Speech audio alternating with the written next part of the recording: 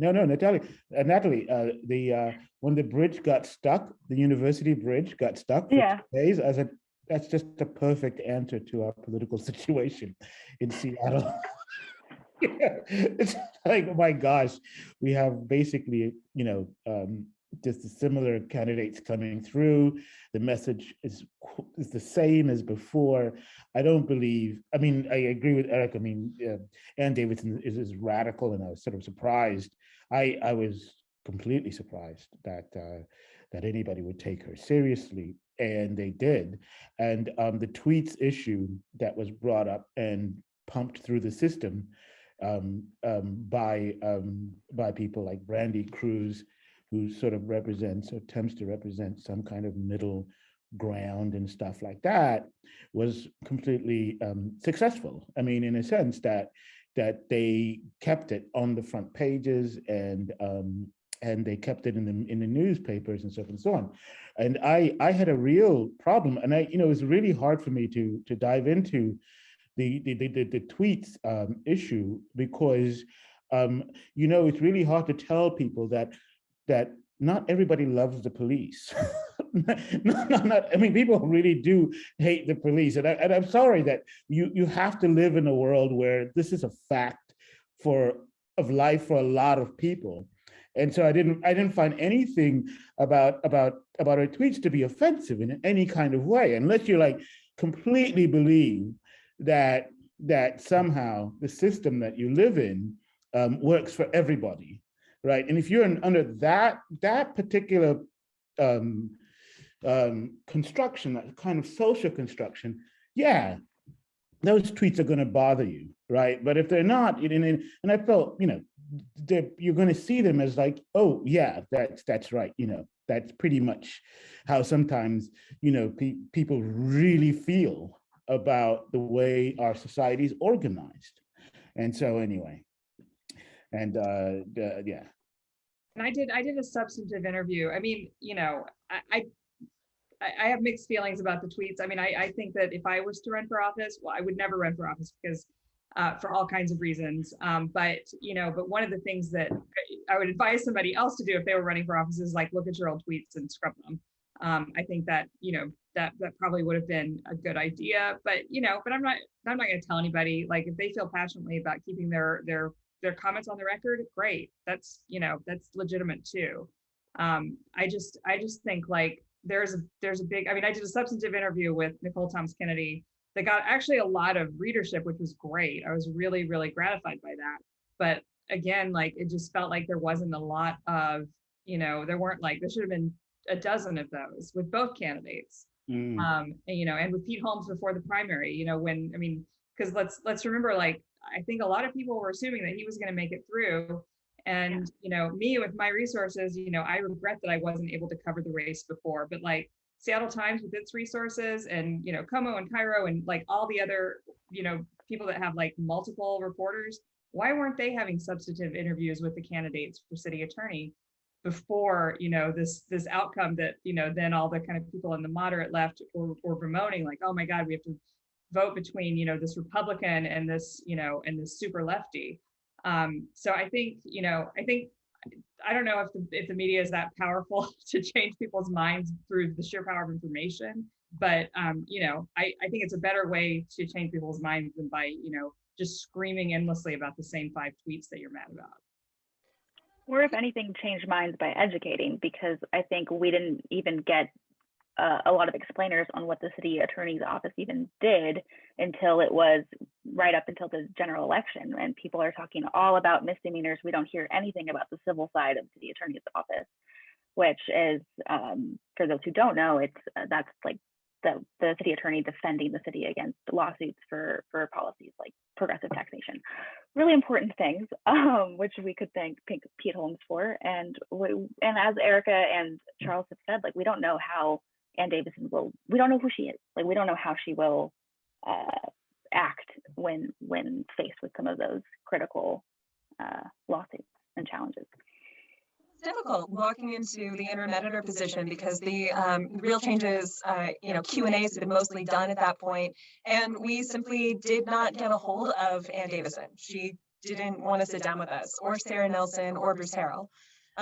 And so like we couldn't inform our readers anymore than we very much tried to do around issues of homelessness and their ideas on policy around that.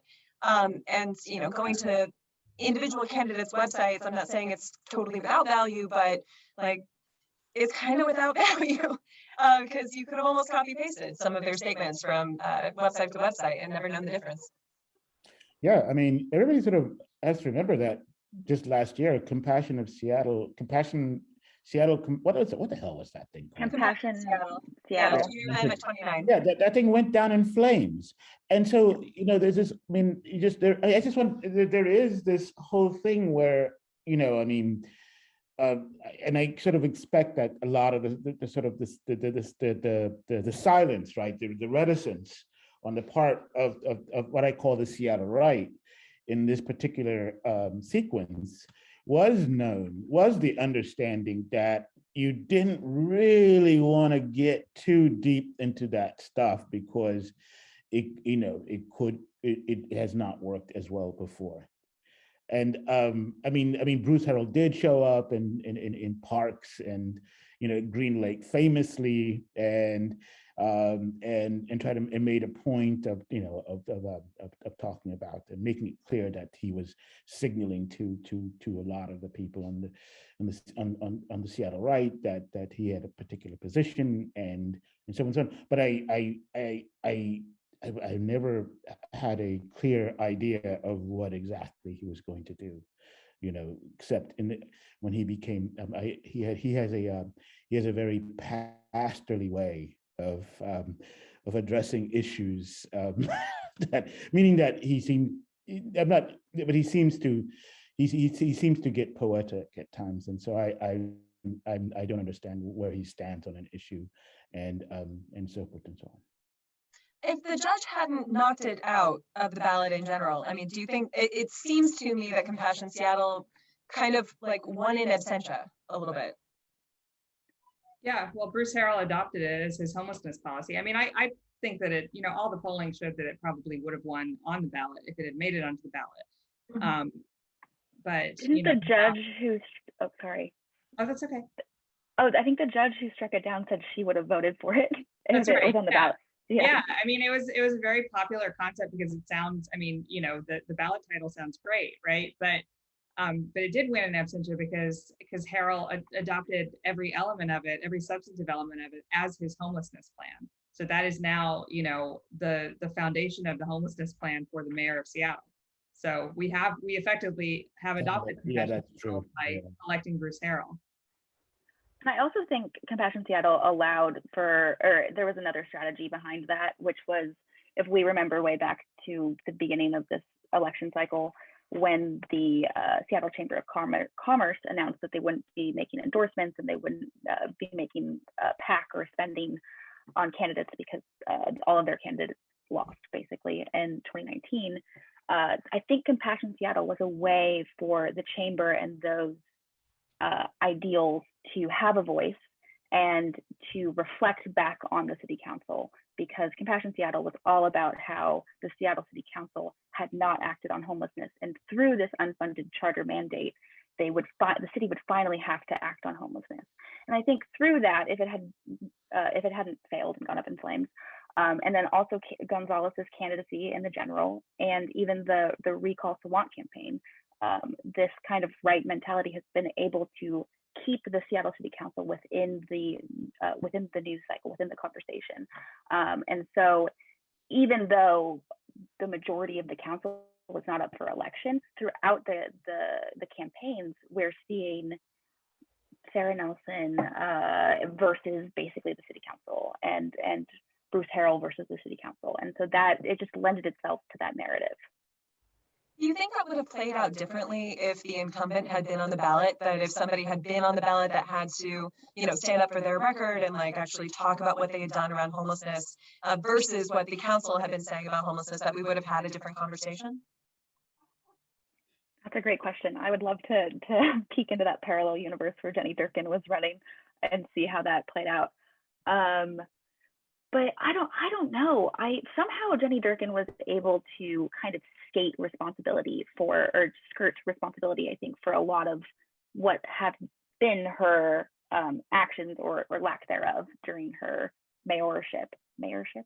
And I think a lot of that is because she is not available to the press. Like she has press conferences, but like we were talking earlier, several of us have never talked to Jenny Durkan on the phone, or at least not on the record.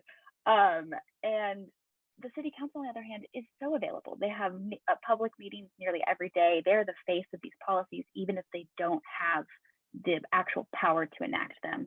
And so I think that difference is what we saw in this campaign. And I don't know, like, if Durkan was running, I'm sure she would have gotten a lot of flack, especially with the whole text thing. But yeah, I'm not sure. I think if Durkan had to run on her record, it would have actually been a very different race. You know, she might have still won a second term, but you know, her polling was going down in the latter days of her administration, or the latter days before she declared she wasn't running. 3/4 of the way through her administration, she's been a lame duck for, you know, it'll be a year.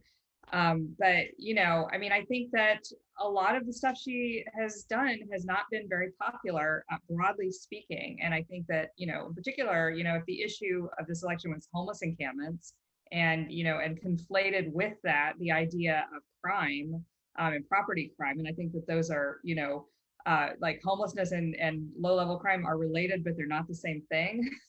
And you really have to, like, there's a whole complicated conversation that nobody's having, right, about why people commit low-level crimes and all that. That's outside the scope of this. But you know, I think that if Durkan had to answer for, like, why are there so many homeless encampments everywhere, is she going to blame the city council? Because I mean, honestly, like, it's her spending, like, she's the one that adopts the budget, you know, that writes the budget, and the council adopts it. But she's the one that, like, fought the council on all its spending priorities, failed to spend a lot of money that the council allocated specifically for homelessness.